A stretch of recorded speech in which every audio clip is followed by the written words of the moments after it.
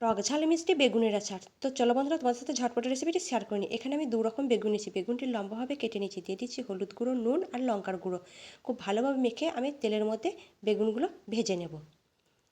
আমি উল্টে পাল্টে ভেজে নেব বেগুনগুলো। আমার ভাজা হয়ে গেছে, আমি একটা বোলের মধ্যে তুলে নিচ্ছি। ওই তেলের মধ্যে দিয়ে দিচ্ছি 5 ফোড়ন, তেজপাতা আর শুকনো লঙ্কা, দিয়ে দিচ্ছি রসুন কুচো, দিয়ে দিচ্ছি সর্ষে বাটা। সর্ষে বাটা নাড়াচাড়া করে আমি দিয়ে দেবো তেঁতুলের কাঠ। তেঁতুলের কাঠটা খুব ভালোভাবে কষিয়ে আমি দিয়ে দিচ্ছি চিনি, দিয়ে দিচ্ছি লঙ্কার গুঁড়ো, হলুদ, জিরে গুঁড়ো, ধনে গুঁড়ো আর দিয়ে দিচ্ছি আচারের মশলা, দিয়ে দেবো পরিমাণ মতো নুন। খুব ভালোভাবে কষিয়ে আমি বেগুনগুলো তার মধ্যে দিয়ে দেব। বেগুনগুলো খানিকক্ষণ কুক করে আমি দিয়ে দেবো আচারের মশলা আর লাস্টে ধনেপাতা দিয়েছি। ধনেপাতা অপশনাল, না চাইলে না দিতে পারেন। তো আমার রান্না রেডি। তো বন্ধুরা, বেগুনের আচার কেমন লেগেছে আমাকে অতি অবশ্যই জানাবেন।